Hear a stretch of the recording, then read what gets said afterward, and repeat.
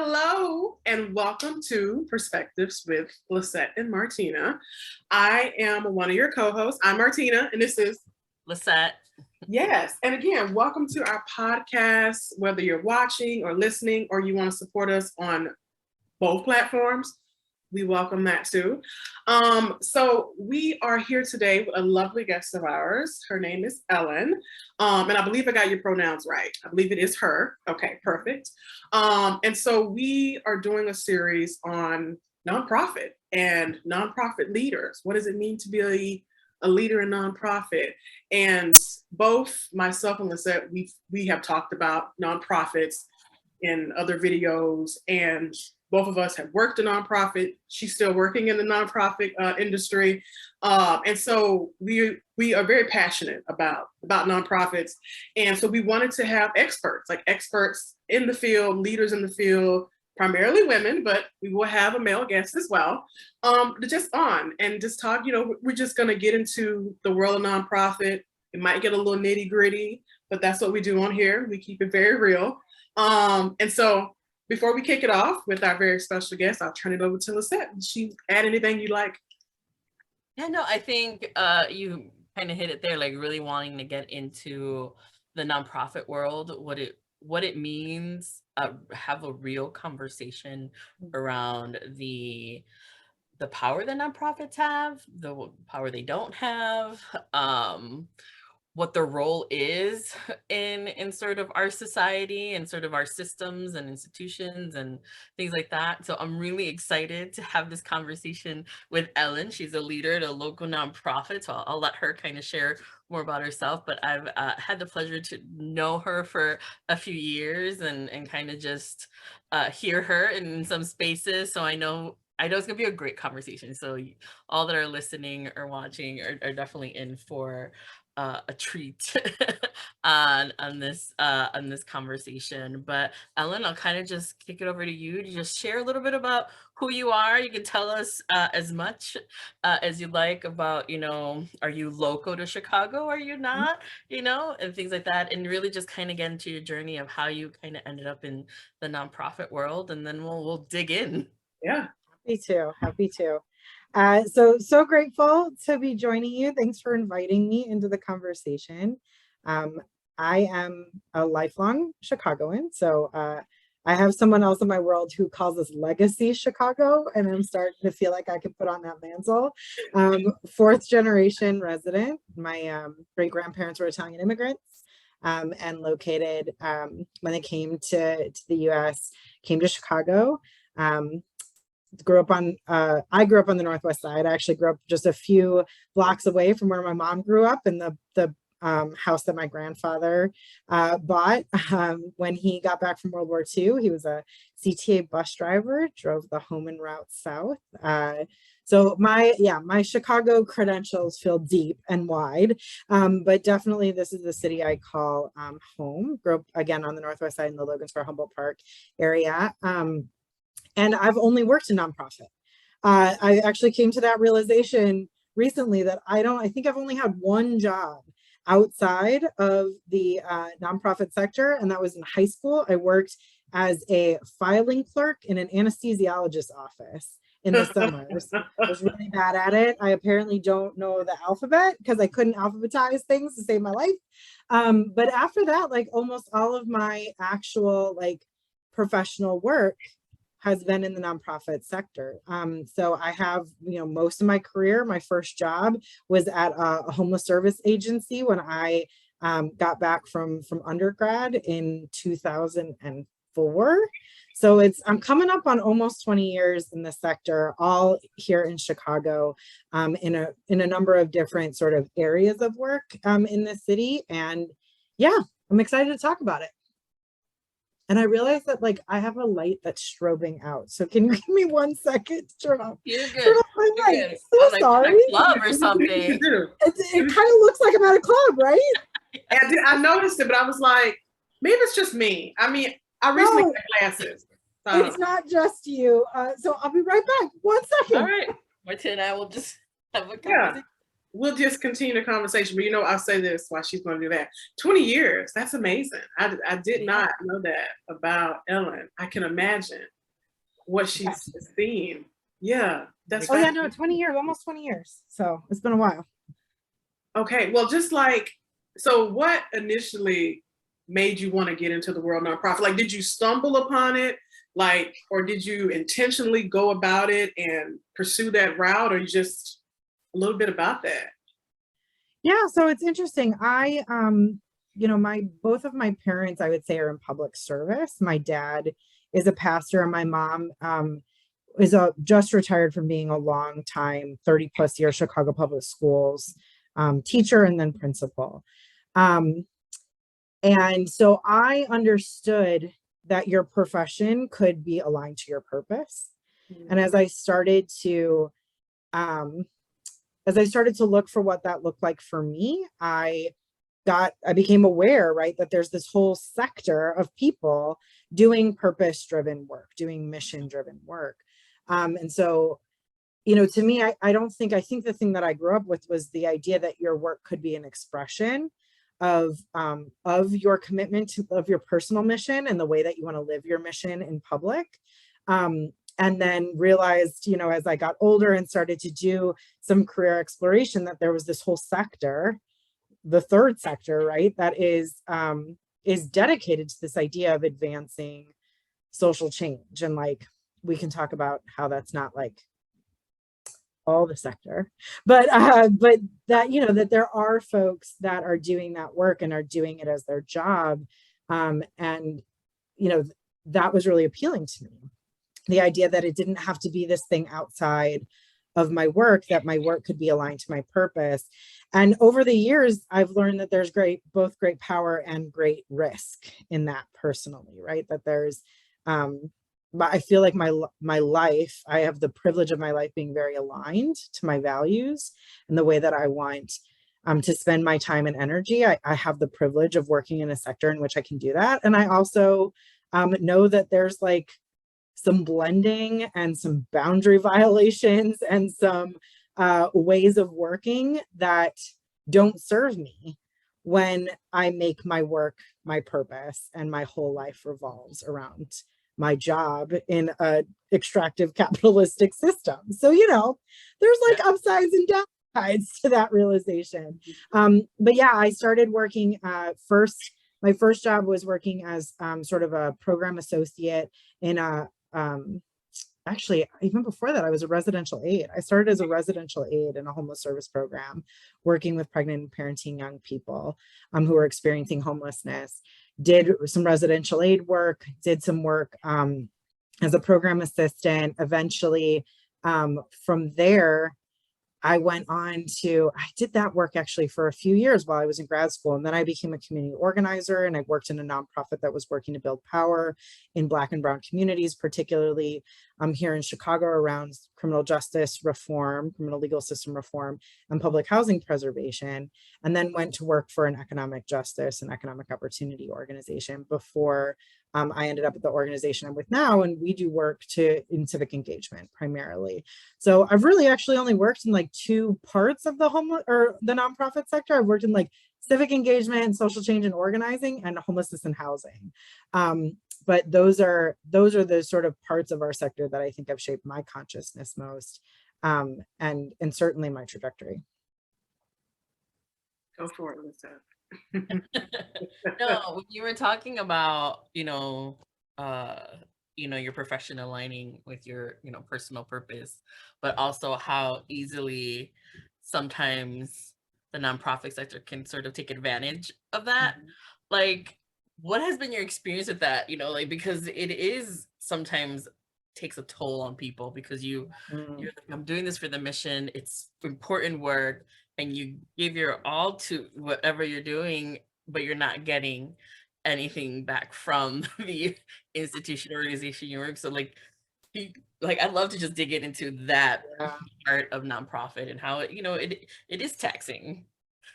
Oh yeah, no, it's super taxing. I would say honestly at this point, I'm like more burnt out than I've ever been. And like, I actually don't see a bottom which is like a really distressing idea, that like burnout is a cavern that never ends. But I think, True. you know, it's true. True, It's something that I'm certainly struggling with now. I mean, I think, so, you know, as a community organizer, I look at this at multiple levels, right? And I think I'm always challenging myself to get out of the individual frame and get into the systemic frame, because if I only look at the nonprofit sector and our work and my work in it from my individual frame, it is really easy to feel like a failure in this work, right? Because each of us is here to change the world in our own ways, right? That probably for a lot of folks is what drives them to work in nonprofit. And our organizations are this tiny, you know, I think there's like 1.6 million registered nonprofits in the US. I just recently looked at these I numbers. believe you. I believe Yeah. that. And you know, we're like, I think like 1 in 10 Americans works in the nonprofit sector. And so I think it's easy for us to see like when things aren't changing or aren't changing as fast as we hope, that we can put the full weight of that on our own shoulders or on our organization's shoulders. And so I think that is, it's a real trap in this work, right? That organizations take on that individualistic or isolated view of their organizations and their own work, and then internalize the lack of forward movement that we see on our issues, right? Like, we haven't ended homelessness. Like, housing isn't affordable. Housing, 10,000 units of public housing in Chicago are gone, and we haven't built them back, right? Like, and so it's easy, I think, to feel to question, right, on an individual level. But I think it's important to scale out that, like, the challenge of the nonprofit sector is often that we are filling in places where we as a society have become accepting and complacent about a gap that we all created, we all share, and that it would take all of us to fix. And the reality is that it's like not fair for any one sector to hold responsibility for ameliorating the social ills that we all live with, tolerate, and are complicit in every day.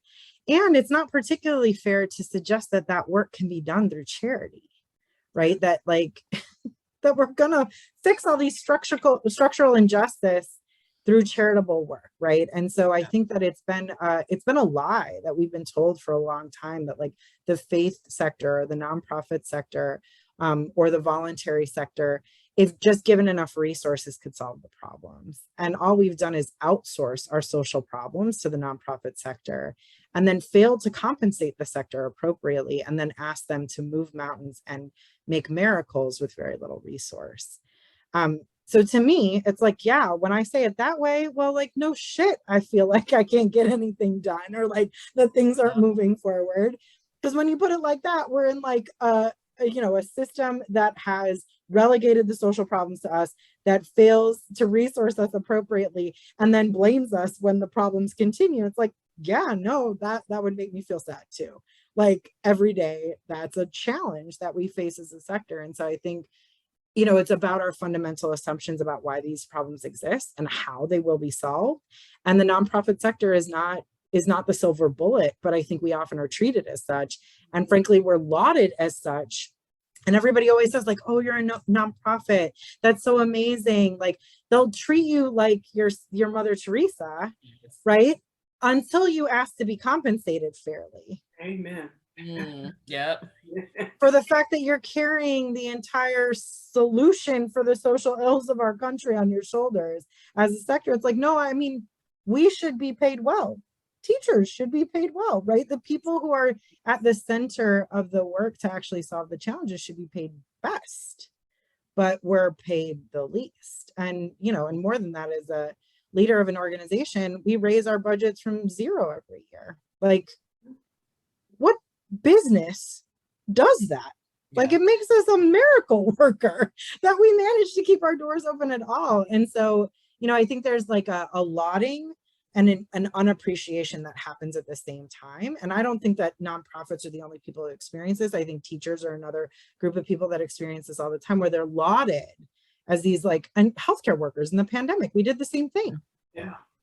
Like, you're amazing, you're all saints, you're wonderful. But then when any of them ask for that, you know, pay, benefits, protections, to unionize, then everyone's over us, because God forbid we not fall on the sword while we do it. Yeah, I think we were talking about, you know, when, because I know it's happened to me where I'll tell someone who's doesn't work in the nonprofit sector, maybe they're corporate America or whatever, and they're like, oh, what do you do? And I'm like, well, I'm a director at a nonprofit. And they're like, oh, you're doing such great work. Didn't even tell them what I was doing, didn't tell them anything. The minute I just say director nonprofit, they're like, oh, it's like, it's this thing of like, you're like this saint, like, you know, figure of like, you're out here saving the world. It's like, I don't want to save the world. Like, Yeah. yeah, I want to make the world better and I want to do my part of it, but it's not something that people should like have that immediate reaction of like, oh my gosh, you are just the most, this, you know, like kind-hearted. Like they have this whole persona of who a nonprofit worker is, because they're like, you must be so kind-hearted, you must care about. I was like, I care about some things and I feel passionate. I'm like, just like any other human being, Like any other human, you know. But it's really like what you were talking about, I was like, that is so true, because it's rare that I meet someone that's not in the nonprofit world who doesn't have that sort of reaction to sort of hearing someone. But then when I tell someone that's in the nonprofit or kind of we meet, and they're like, how are you holding up? You know, how are you doing? Yeah. That's so true. That is so Like, or how long have you been in this line of work? And I tell them like, you know, about 10 years. They're like, oh my goodness, how's it going? Have you thought about maybe going somewhere else? Like these things of like, and it's so true, because there is this idea that the nonprofit sector is supposed to fix everything. I think about one of the things I always think about is food pantries. Everybody wants food pantries to be the answer to, you know, people having food and like there being that. And I was like, no, that is supposed to be just a little, just something to help get people, you know, to their whatever, just in the meantime. And it was created in that purpose, from my understanding of like, just, it was all supposed to be this like small thing, it wasn't gonna be long term, it's gonna be short term kind of thing. And then it's years later, here we are expecting churches to run food pantries, community organizations to run food pantries, and in a volunteer basis, not even like getting paid to open, you know, at different hours of the day, weekends, and like, and then expect people to just like, oh yeah, just donate to them. And it's like, no, like people should be getting paid for doing this. Like that, you know, that church lady who is passionate about it, she should be getting paid,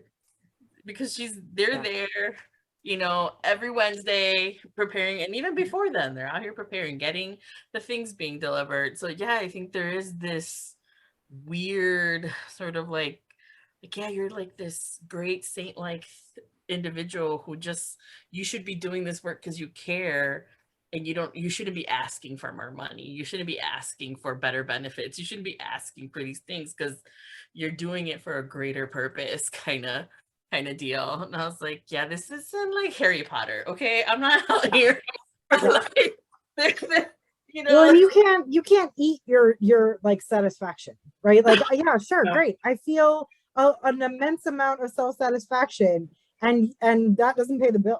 It's like, it's not like that's a currency that I can use to pay my light bill. Like at the end of the day, I still like, yes, and right, like I've found a way to make this work incredibly meaningful and fulfilling. And to me, it's about the relationships, right, that we build in the sector, and the way that we build our community. And I think in some ways the nonprofit sector is better than anybody at building relationships, particularly relationships across our differences, whether it's issues or ideologies. Like I think we do a really good job of building the social fabric, but like the fact that we don't value the social fabric is a huge part of the problem in this nation. And the fact that like we don't value our human connection, right? Like that's ultimately, the food pantry is an emergency intervention. Exactly.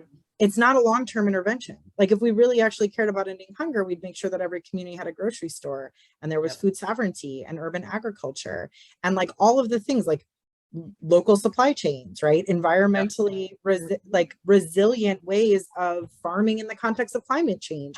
But we don't, like, we're not thinking about upstream. We're just happy to know that somebody has a Band-Aid. And like the Band-Aid, oh Lord. Band-Aid. Band-Aid. We just want to know somebody has a Band-Aid. And so as a culture, we've gotten really acclimated to the idea that as long as somebody has a Band-Aid, everything's going to be okay. But it's not okay. And fundamentally, you know, it's not like we need it, but we've gotten plenty of reminders recently that our Band-Aids are not making us a stronger nation. They're not making our communities more vibrant or thriving, that the Band-Aids alone are in fact not solving the problems. And yet we're so convinced and committed to the charitable frameworks because the charitable frameworks don't disrupt our lives. And at the end of the day, the nonprofit sector, you know, this is, again, we're not a monolith, right? There are some parts of our sector that are attempting to disrupt the status quo. And then there are plenty of parts of our sector who are not attempting to disrupt the status quo because they also benefit from it. Like I just read an article today in Cranes that there are millionaire CEOs of nonprofits. Oh yes, they exist. They exist. So it's like, we're also not all the same thing. So it's like there isn't one Latinx community, there is not one nonprofit community. Like we are a great many things. We have a lot of nuance. There are a lot of different parts of our sector, and they're frankly working on a lot of different things. And we have some folks that are completely content to work in those charitable frameworks at the same time that there are folks in the exact same sector that are working to dismantle those same systems and structures. We're a complicated beast. Yes. You know, Ellen, you mentioned the Band-Aid. We're always talking about the Band-Aid on here, and it's like Band-Aid on top of Band-Aid on top of Band-Aid. Mm-hmm. And when I hear things, I think especially here in the city of Chicago, of creating a new neighborhood. I'm not going to say the neighborhood, but hear things like that, or another neighborhood that's already plenty resourced up. They're building something else, or something else has happened there. And then I think about, why is this happening? Like, I know why, like the issues that we're talking about, but it continues to happen. And the fact that, like, we are talking about the food pantry, it's like, there are ways to make food sustainable in these neighborhoods. Mm-hmm. Instead of building a new neighborhood here in Chicago, or putting something like another grocery store or another event plaza, why are we not having grocery stores go to neighborhoods that need it? Like, you know, it's the same thing. We have people traveling an hour or more to go just to a Pete's or to a Jewel.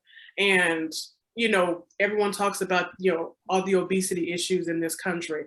And a lot of people don't realize all the underlying issues of why someone might be obese, or they might have high blood pressure. And to me, it's just really frustrating, because in the instance, it's like, we spend a lot of time talking about dismantle this, dismantle that. But how are we going to dismantle when we can't figure out all these other things? And so that's often something I'm thinking about, and like the wheels are turning. And it's just, I know when I was working in nonprofit, that's something I was like constantly on my mind. It's like, every time I feel like we're making 5 steps forward, we go 10 steps back. Because like you said, we got millionaire people that work in the nonprofit world. Yeah, we got other nonprofits who only want to pay you 30 or 40K, and you got a master's degree or 2 master's degrees, but that's just what they're working with. Like, literally don't have the resources. And it's almost, I don't know, I could keep going. That was my rant for a minute, but that's just, I just like, the wheels are spinning, just spinning. Yeah. 1,000%. And I think it's important what you noted about like organizations. Like, I've worked in only in organizations that have, have struggled to make budget every year, right? That have, or in my previous role, it was like we had a lot of government money, and that government money like could only be used in very prescriptive ways. So we couldn't use it, we couldn't use it for overhead and admin. We couldn't use it to grow our organization. We never had enough. It never covered anybody's full salary. So you had to put 2 or 3 contracts together to cover somebody's salary. And even then you were only making it to $40,000. So again, like, I go back to this idea that if we think about this as like an individual success or failure, it's really easy to feel like you are just like a shitty leader, right, in this work. Because in my last job, I wanted to pay people better. And we literally didn't have the resources to do it. And so it's like, particularly, I think that, again, because folks don't really understand how this sector works and where our money comes from, and that you have to like go, beg or ask or raise like every single dollar, folks don't understand that like it's not easy to guarantee people a living wage in the nonprofit sector. And a lot of that goes back to philanthropy, and some of that goes back to the way that government is structured, right? And again, these two sectors primarily fund us to do this work, but don't fund us well enough to do it well. And so you have to ask the question, like, who does it serve and who does it harm to create a whole sector to do the work and then fail to fund it appropriately to do it? Like, what are we actually doing? And I think that so much of, like, Martina, back to your question of like, we know some of these answers, like, don't close grocery stores in neighborhoods if you don't want to create food deserts. Like, it's not rocket science, right? Like, some of these things we actually know the answers. We don't have to research it. We don't need anybody to commission another fucking study. Like, there's just things we know that we should be doing that we're not doing, and there's things we should be protecting that we're not protecting. And at the end of the day, it's like, yeah, but does anybody actually want our sector to be successful? Exactly. Yeah. Or do we just want to look like we care? Do we want to look like we're doing something and not actually do it? And I think that's where it goes back to this like constant perpetual band-aiding. It's like, what would it take for us to all actually decide that everybody who is homeless deserves a home, and that there is no shelter model in the world that gives someone the human, like the dignity of home? Like, what is that going to take? Because I guarantee we know how. Like, the sector knows how to build housing for everybody. We know how much it would cost. We know what it would take to do. But we seem fine to drop, I don't know what the last statistic is, but when I was studying, it was like $47,000 a year to incarcerate somebody in Illinois. But we don't want to pay $47,000 a year to house somebody. And it makes me think of, another $100 million proposal that's won by some company to do research on things that we already know. And I'm like, okay, so we got this federal agency dropping $100 million to do this research, but that's $100 million. If we got $100 million, wherever they might be getting it from, you found it, we got it. Why is it going to another study? Like you said, we know. We know how it's bad. We know people don't have food. It's like, so we're doing another study to do what? Like, to show what? That's the part of the frustrating thing to me. And, listen, I'm all about, data driven and mission driven and all that. But it's like, and this is kind of my thing I have with like data, and this might be, again, one of my soapbox. I just like, we already know these things. What are we still studying? What are we trying to find? Like, is this just wasting the time? Are we trying to pass the time? It's because, you don't want to help poor people. You don't want to help Black and brown people. Like, what is it? They don't like the three answers you came up with before. I mean, that's the thing.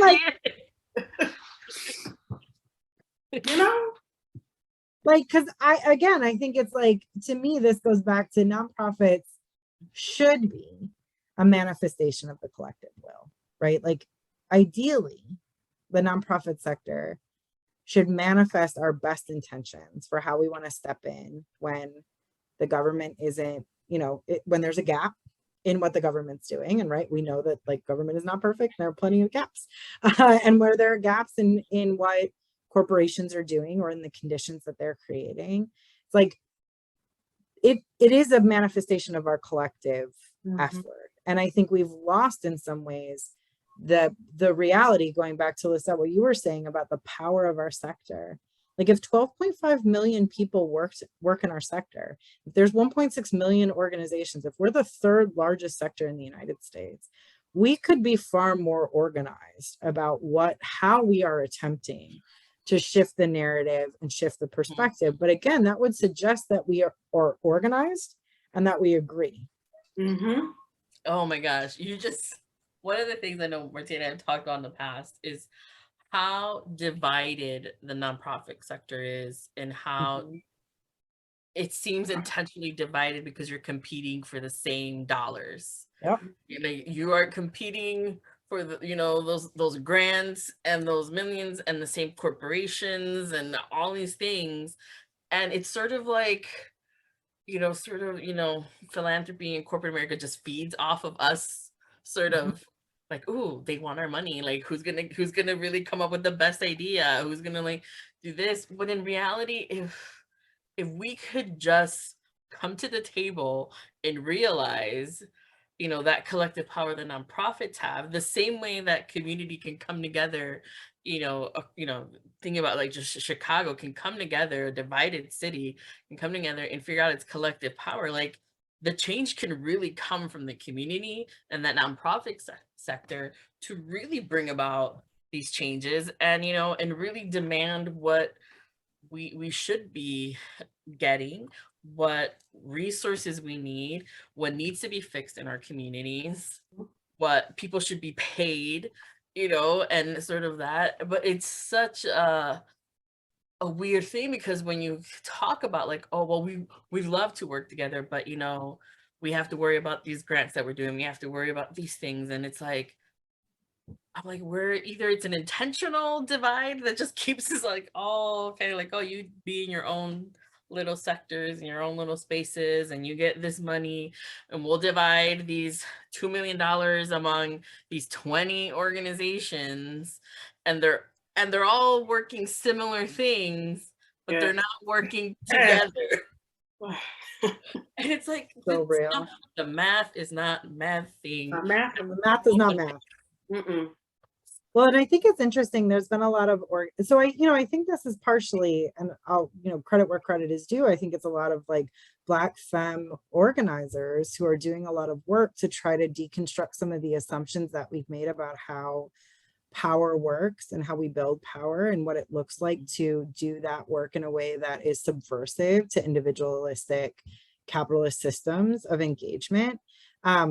But I think that for so long, the idea of what a successful nonprofit is big and well-funded and, like politically prestigious, right? Has stature. And like, so what every nonprofit organization is chasing is growth and scale. And I think that there's been, again, that goes back to like a really traditional definition in a capitalistic society, that growth is like bigger is better, right? That like being bigger and being better funded and being larger is the name of the game. And so like, I could talk for an hour about all the relationships between nonprofit and corporate, because let me be clear, nonprofits are corporations. We just, like, people forget that like, we're not like some special type of business. Like we're a business, like we're a corporation, but we're incorporated, and then we apply for a special tax status because we demonstrate through our mission and through our work that we benefit society as a whole, that the nonprofit, like the individual organization, provides a societal good or benefit. And because we provide a societal good or benefit, the government decides that we don't pay taxes. And boards, nonprofit boards, which I could also talk about for an hour, are the mechanism by which nonprofits are held accountable for fulfilling their public benefit, by doing it in a way that is aligned with expectations of how a tax exempt entity will behave in society. Like that's the only difference between us and a corporation, right? Is like our purpose is social benefit, not the accumulation of capital.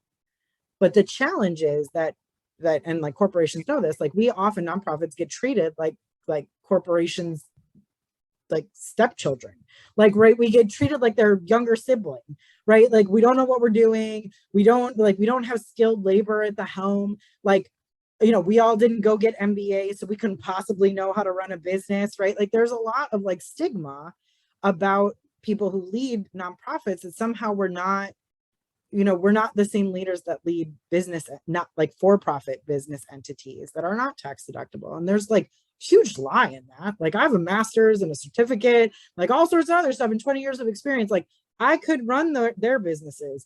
I've got questions whether or not they could run mine, but like, cool. But I do think it's like, the challenge of the girl, I don't even know where I was going with this. Where did I start? I ended up on board. I do want to get into boards though, eventually, because I don't know if they're part of the problem. But Oh no, they're definitely part of the problem, I love. But I don't know where I started with this. I started somewhere. I don't even know where we started. I don't know I what was we started talking. either. Yeah. I But said something you about had a great nonprofits purpose. working together. Oh, that was, yeah, you were talking about I was saying Black femmes are leading the way. Yes. That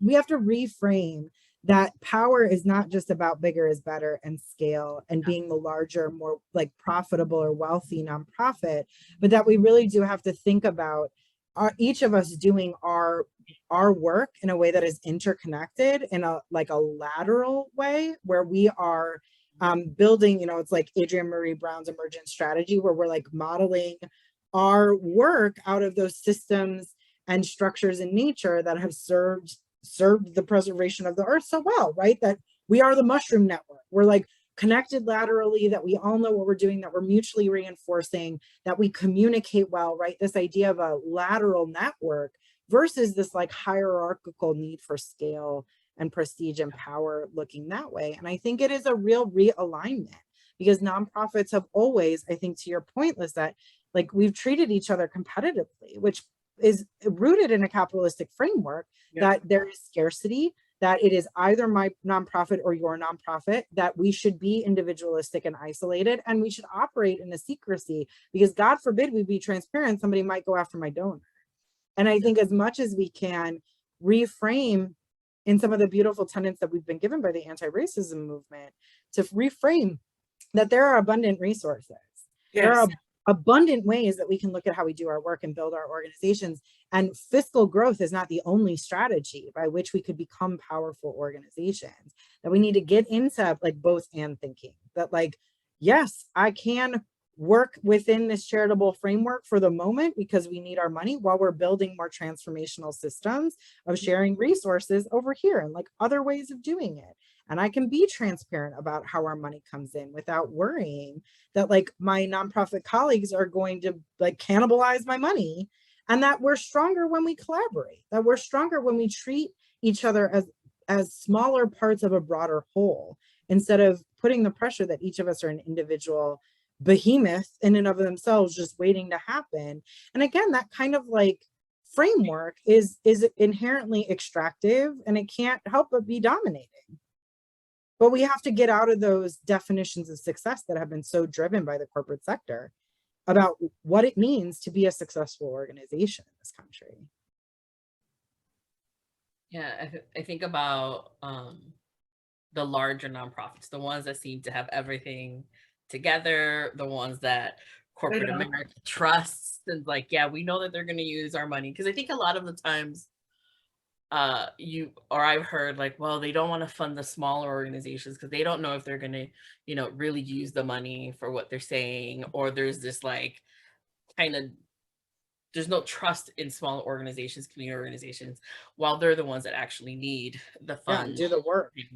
And they're doing the work, are actually making and change in communities, bringing people up. But you kind of see this sort of, to your point, this hierarchy of like, well, we trust these larger ones. They've been in the game. They seem to be longer. They've established. They have these CEOs that are making, millions of dollars, and things like that. And it's like, and then you also see these large nonprofits who are also like, well, we don't want to be seen as sort of like the best out of the nonprofit. We want to sort of help, but there's this really weird way of like, how do you do that? Like, how do you get there? And I think to what Martina was saying earlier, nobody wants to just sit down and talk through like, how can we make this happen? Like, while we're dismantling and we're trying to do all these things, what comes after it? Like, what's coming behind it? Because we can dismantle everything and we can sort of say like, yeah, we broke down all these structures and we've created these things, but then what? And like, that's the part where I think a lot of people either struggle with trying to say like, well, here's, because everybody has a vision of what the then what looks like, and doesn't want to give up control, or sort of be like, I have the best idea, so I'm gonna keep it to myself because I don't want someone else. To your point, like, they're gonna come take my money. I want to share this with, bank so and so, and like get the, millions of dollars that they're giving. But it's like, no, like, you know how much more effective we would be if we brought everyone and had this conversation to really say, like, here's what comes after, and here's the role that we all can play.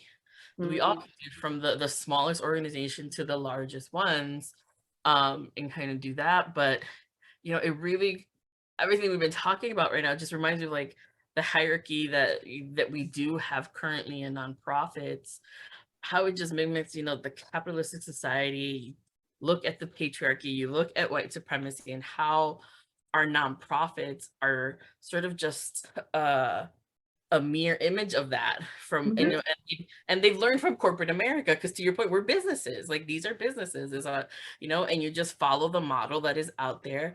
uh but like, yeah, like I do know organizations, and particularly Black women, who are leading and Yep. sort of saying like, this is kind of what we have to do differently, but it's not being brought up to the forefront, because you still have these big monolith organizations who are like, yeah, no, we just need to get the money, get everything that we need.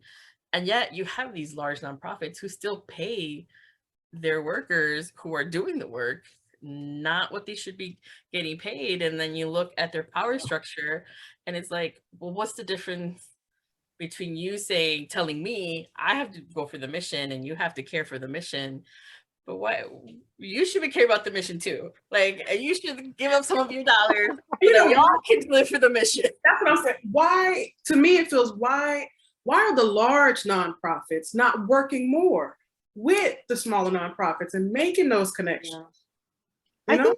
think they're trying. It's interesting. I mean, again, I would say I don't think large nonprofits are a monolith either, because I think that there are, this all comes down to our analysis, right? Like, this comes down to the assumptions that we're making, the beliefs that we Mhm. hold, and the analysis we have about the problems, right? Because I think that there are a number of larger organizations led by, I think, very astute systems analysts, like who see the systems and understand them, who are, I think, trying to ask, how can I use our power and positionality, like our privilege, Mhm. to advance the work of small and grassroots organizations? And I think there are some examples in collaborative work in anti-violence, in particular, I think the anti-violence work, where everyone acknowledges that that work cannot be done from downtown. The work of ending violence in the city does not happen downtown. Yeah. Mhm. It happens corner by street and intervention workers that are working in hyper local ways to interrupt violence and to build different types of communities and relationships between people. So I think that there are more resources, like particularly in that sector. I think it's a good example of larger organizations like using their backbone to enable like grassroots work in different ways and to support it and amplify it and make it visible in different ways. Mhm. But we clearly need more of that, right? Like, and I think it's about, like our organization, the one that I'm in now, like we think a lot about what is the power and positionality that we have. And then how do we think about how we use that to advance our collective goals with our partners, which are really about shifting resources and visibility, South and West Side organizations, particularly grassroots runs. It doesn't mean at this stage, like for us, that doesn't mean abandoning our positionality. It means using it differently. And I think that though takes intentional analysis. Like we've spent the last 5 years doing inside work in our organization to understand the nonprofit industrial complex, to understand the ways that racism, institutional racism, sexism, patriarchy show up in the nonprofit industrial complex, right? Like to understand our complicity in historical ways, like where we advocate strongly for volunteerism and neighbors being involved, but to understand our complicity in forms of white saviorism that have in fact like perpetuated negative narratives of the South and West Side of the city. But that analysis and reckoning is work. And frankly, Yeah, it it's is. not work anybody gets paid to do. Like Yeah. if I'm being completely honest, I don't have Yeah. a single grant that is for us to do this, the like sort of work that we need to do to scrutinize our own organization and how we work, and then do it better and more effectively in ways that both dismantle and build something new, right? I didn't get any money for that. Nobody in my organization gets paid for that time. Like, we all do that because we know it's an essential part of the work to achieve our mission. So, Lisette, to your point, we know that we can't actually, build a stronger and more vibrant and equitable Chicago unless we are willing to do that work. But the whole system isn't doing that work at the same rate, in the same way, at the same pace. And so the nonprofit sector shows up in lots of different ways as it relates to that analysis, and how that analysis informs the way that organizations partner or work together or support the leadership and like badassness of a lot of these small grassroots organizations on the south and west side of the city. I have so much to say. I'm like, there's That's why so we're much. having part two. That's why we're, because I'm like, in my head, I'm like, oh my God, I want to respond to all of it. But I think one of the things that I appreciate you bringing up is, you all doing the work, right? Sort of the dismantling, the understanding, the reckoning of how white supremacy, anti-racist, work. That, to your point, it's nobody gets paid to do. It's all sort of like, we're gonna do it in our own time. People have to volunteer for it. And I think that's such an important thing to really, for organizations that have the ability to do it, to really commit to doing it. But honestly, finding a way to pay people to do it, like, because it's not something that we should be just like, oh, it's the right thing to do, so you just do it. Because I'm like, well, it's the same thing you tell me about my job is the right thing to do, so just spend an extra hour or come this weekend, or just give up whatever time. So yeah, like I really appreciate you bringing that up, because I think a lot of organizations say they want to do it, but they don't follow through on doing it, or they do it in a very slow pace. Or without help. Like, this is the other thing, is like, we had help. Like, yeah, or people are like, oh, we're just phone a friend, right? Like, doing it alone is also not great, right? Because this work is also meant to be done in community. Yeah. And I think that's, like, to me, going back, Lisa, to what you were saying, like, we need to be compensated for the work that we do to build the social fabric. Like, if we're going to be the fabric, right? If we're going to be the thing holding this shit show together, like, people have to acknowledge, right, that the nonprofit sector is the sector that is standing in the breach of our division and disconnection right now.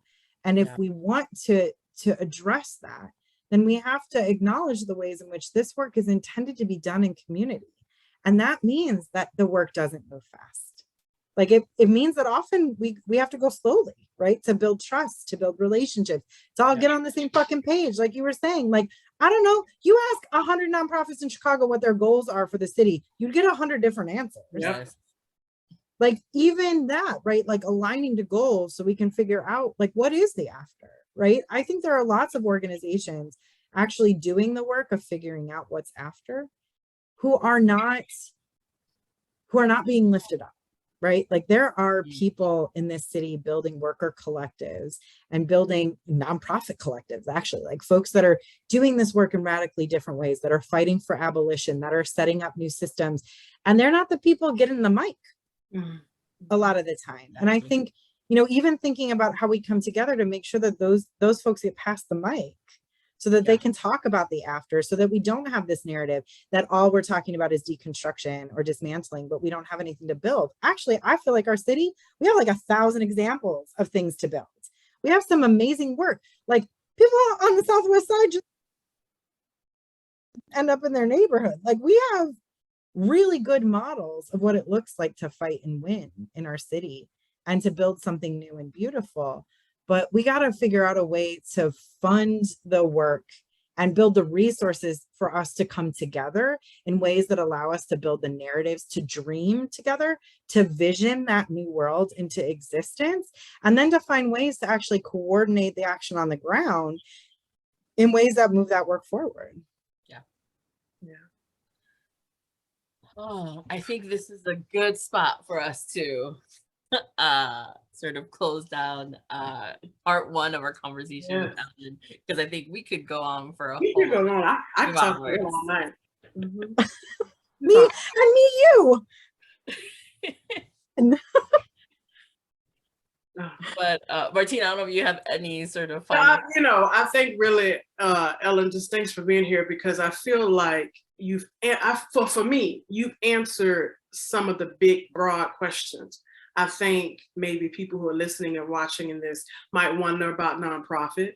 I think in terms of why we're not working together, but we really are, and getting really granular about what's happening on the ground. And so, yeah, I think this is a good conversation, and I can't wait for part two. So Part two. Yeah. All right. Well, again, thank you, Ellen. I think this has been a great sort of start to our time together, and sort of what's to come for part two. I think we're gonna just continue digging in deeper. But just appreciate your honesty, appreciate sort of your big kind of thoughts and visions, and sort of just bringing those to us as we're kind of still learning, but also to our listening audience as well. And hopefully, if you are listening or watching, if you have any thoughts or questions, make sure you comment or DM us. You can find us on Instagram or on Facebook, and things like that. So definitely, let us know your thoughts. Did you learn anything new about nonprofits that maybe you're like, I didn't realize how important and integral they are to our society and keeping us moving forward? And that we are not out here just, being saints and sort of like doing all of this. Well, I think they are saints, but yes, it's more to it. It's more to There's it. more to it than just More to saints. it. Yeah. People pay your saints. That's what it comes down to. That's what you pay your saints. Amen. A living wage in any city that you're in, because right. it varies from city to city. Well, thank you, Ellen, again. Thank you to those that were watching and listening. And we will be back with part two with Ellen. So we will talk and see you next time. See you next time. Bye, guys.